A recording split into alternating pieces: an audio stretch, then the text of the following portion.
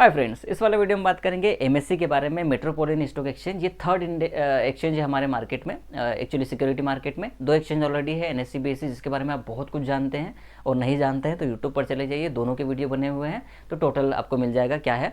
और हम आज बात करेंगे मेट्रोपोलिटन स्टॉक एक्सचेंज के बारे में, कब शुरू हुआ, क्या क्या काम करता है, कौन कौन से इस पे सेगमेंट है जो काम करते हैं। इसके अलावा जो इसका इंडेक्स है SX40, उसमें किस तरीके से ट्रेड कर सकते हैं, कब हो सकता है, उसकी क्या स्पेसिफिकेशन है और क्या उसके की पॉइंट है। इसके अलावा इसके हालांकि जो न्यूज़ आई थी कि ग्रो, जीरोधा और शेयर इंडिया इसमें निवेश कर रहे हैं, 238 करोड़ रुपए के शेयर ये बेचने वाले हैं, तो उसका क्या इम्पैक्ट आएगा, उससे किस कंपनी को सबसे ज़्यादा फायदा होगा, किन एक्सचेंजेस के शेयर्स को नुकसान होगा, इन सारी चीज़ों पे बात करेंगे। वीडियो काफ़ी यूज़फुल होने वाला है, लास्ट तक देखोगे तो सारी चीज़ें आपको कॉन्सेप्ट क्लियर हो जाएंगे और बहुत छोटा वीडियो रहेगा, मैं उसमें सारी चीज़ें आपको बता दूंगा। अब यहाँ पर समझिए ये पहचान में कब आया, लगभग 2012 दिसंबर में, 21 दिसंबर 2012 में।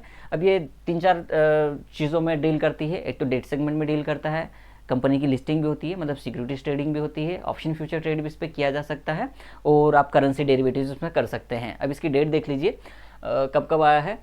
करेंसी डेरिवेटिव इसमें 2008 में आया और कैपिटल मार्केट सेगमेंट जो ऑप्शन फ्यूचर्स है वो SX40 के ज़रिए आए फरवरी 9 2013 में और ट्रेडिंग इसमें शुरू हुई 11 मतलब 3 दिन बाद ही शुरू हुई थी इसमें ट्रेडिंग 2013 में।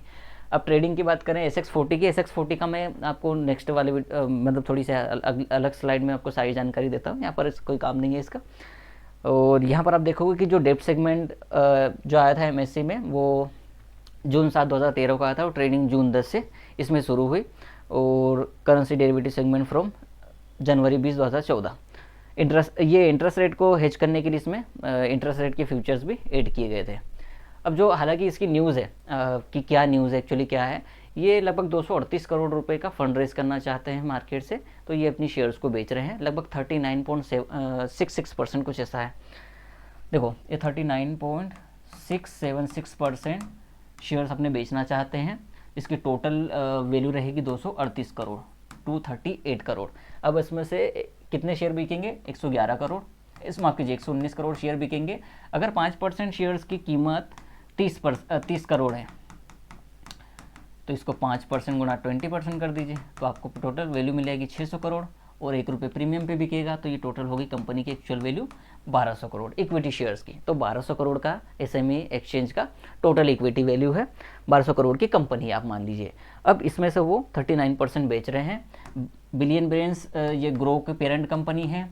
रेनमेटर इन्वेस्टमेंट ये जीरोधा की सब्सिडरी टाइप बोल सकते हैं या एक फंड बोल सकते हैं, ठीक है, नहीं टाइप ऑफ सब्सिडी नहीं बोलेंगे, ठीक है। और शेयर इंडिया तो ऑलरेडी अपनी कंपनी और सिक्योर क्रॉप ऑलरेडी कंपनी है। इसमें शेयर इंडिया ने ही कहा है कि भैया हम 5% शेयर खरीदने वाले हैं, लगभग 5% बोल लीजिए आप उसको, 30 करोड़ रुपए ये शेयर खरीदेंगे MSC में। अब यहाँ पर इन्होंने कुछ नहीं कहा कि कितना खरीदेंगे, तो उसकी बात हम बाद में करेंगे। तो टोटल आपको समझ में आ होगा कि 38% 39% इक्विटी बिकने वाली है। ये वाली स्लाइड सबसे इंपॉर्टेंट है, इसको देखना ज़रूरी है। 80% पब्लिक के पास है, 80.62% पब्लिक में भी इंस्टीट्यूशन ही है। कौन कौन है ये देख लो। अब यहाँ पर सबसे इंपॉर्टेंट वाला बंदा जो है ये है MCX मल्टी कमोडिटी एक्सचेंज, इसके पास लगभग 7% है, 6.90%। तो अगर MSC अच्छा काम करती है, प्रॉफिट करती है, अच्छा बेनिफिट मिलेगा तो MCX का स्टॉक बढ़ेगा, राइट।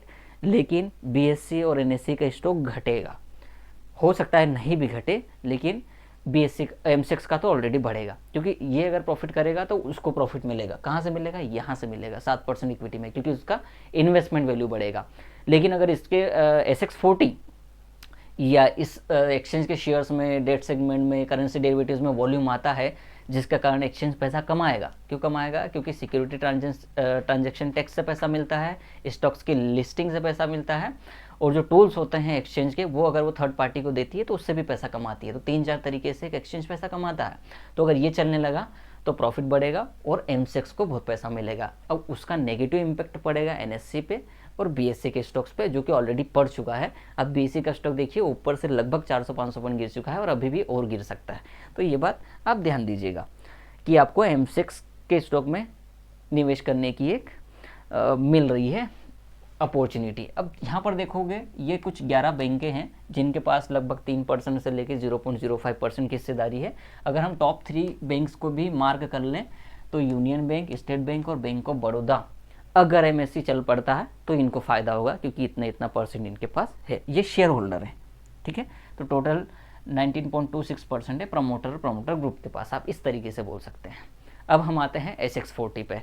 SX40 कि मैं यहाँ पर आपको दिखाता हूँ, चलो ये इसमें तो कुछ भी नहीं है। ओके, SX40 मैं आपको यहाँ पर दिखाता हूँ, ये इस वाली स्लाइड में देखो। SX40 भी NSE निफ्टी की तरह इंडेक्स है। SX40 में 40 कंपनी आएगी। कौन सी कंपनी? Top 40 companies. जैसे हमारे टॉप 100 कंपनीज में से 50 कंपनीज को निफ्टी 50 बनाया जाता है, उस तरीके से टॉप 40 कंपनीज को ये आप बोलते हैं SX40 बोलते हैं। इनका बेस वैल्यू जो था 10,000 रुपये था, बेस डेट 2010 थी, मार्च 31। 40 कंपनियां हैं इसमें, करेंसी इंडियन रुपीज़ में कैलकुलेट होगा। सेमी एनुअल वही रीबैलेंसिंग होती है जिससे हमारी NSE में होती है, BSE में भी उस तरीके से होती है। ये minor share insurance adjustment monthly होता है, लेकिन हमारे यहाँ कुछ नहीं होता। फ्री फ्लोट मार्केट कैपिटल के हिसाब से वेटेज होते हैं। और ये वाला पढ़ लीजिए, इसमें कुछ नहीं है।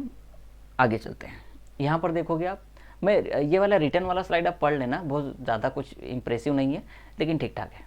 ओके, मेरे टेलीग्राम पे चले जाओ, वहाँ पे मिल जाएगा।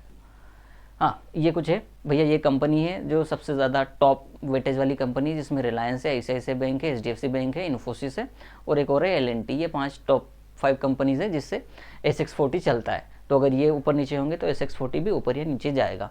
और ये कुछ इन्फॉर्मेशन है। यहाँ पर एक ग्राफ है, प्रेजेंटेशन है, जिसमें बताया कि एनर्जी का 11% हिस्सेदारी है, फाइनेंस का 34% हिस्सेदारी है और 13-14% IT है और कंज्यूमर गुड्स का है 11.74%। इतना है SX में। तो यही था, ये कुछ एक न्यूज़ थी। मैंने MSC के बारे में बता दिया, SX40 भी बता दिया और न्यूज़ का भी इम्पैक्ट बता दिया, किस पे क्या आ सकता है क्या नहीं हो सकता। सिंपल वीडियो था यार, कुछ ज़्यादा नहीं था। अच्छा लगे तो लाइक कीजिए, शेयर कीजिए, सब्सक्राइब कीजिए। Thank you for watching.